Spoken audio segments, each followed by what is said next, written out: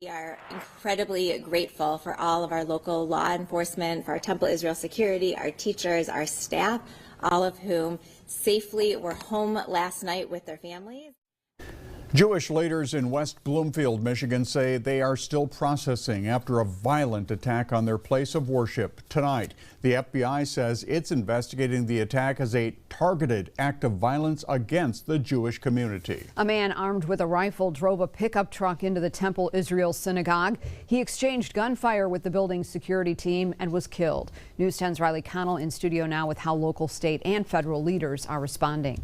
Yeah, Ann and David, Governor Gretchen Whitmer and U.S. Senator Alyssa Slotkin were both in the Detroit suburb earlier today to publicly condemn the attack. Meanwhile, members of the Jewish community say they will not back down in the face of hate. This is not a political moment. This is not a political debate. This is targeting babies who are Jewish. Governor Gretchen Whitmer calling on people in Michigan to turn down the temperature on dangerous rhetoric after an attack on a West Bloomfield synagogue. And I want Michigan's Jewish community to know that we are with you.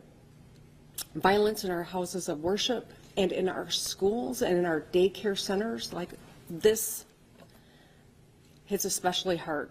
More than 100 students were inside of Temple Israel when a man drove a vehicle through the front entrance and down the hallway.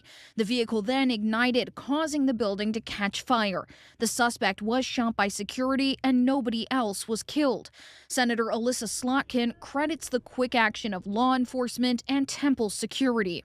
If they had not all done their jobs almost perfectly, we would be talking about an immense tragedy here today with children gone. Leaders in Detroit's Jewish community said religious services will go on as normal, saying they will not let a hateful act keep them from practicing their faith. We will continue to live proud Jewish lives. We will come back stronger, and we will be there tonight on Shabbat services and tomorrow morning. That will not stop. That will not end. No matter how much they try, that will not stop us.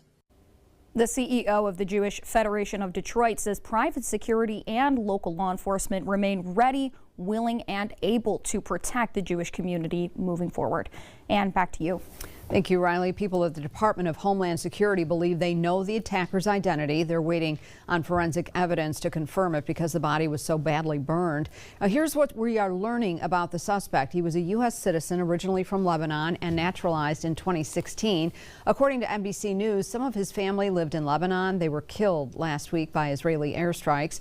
Two of his brothers, known to be members of the Iranian-backed militant group Hezbollah, died, along with his niece and nephew. Now, as of now, law enforcement has not confirmed a motive. Late this afternoon, though, we learned surveillance video captured the suspect buying $2,000 worth of fireworks just 2 days before the attack. It's not clear if those fireworks were used in the attack.